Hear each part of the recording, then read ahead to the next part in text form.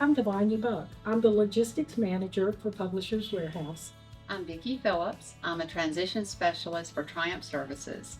So, Vicki manages a team of students that help us at Publishers Warehouse to accomplish our goals of getting textbooks to all of the school systems in Alabama. Another project that we just started, which we're really enjoying, is Publishers Warehouse has what they call a caravan that they do every year. And they go around to all the school systems or all the school districts all over the state of Alabama, and they give out goodie bags. We're collating those jobs. We help the employees fill orders for different schools. It's been so good for them getting to know the other employees and just feeling a part of something and being able to see an end goal.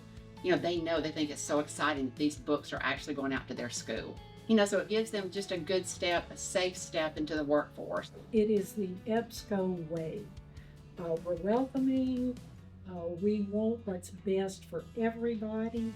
Some 60 years ago, somebody took an interest in me, which allowed me to become a responsible adult, and that's what everybody needs to do. We have to take an interest in all of our young people if we want them to succeed.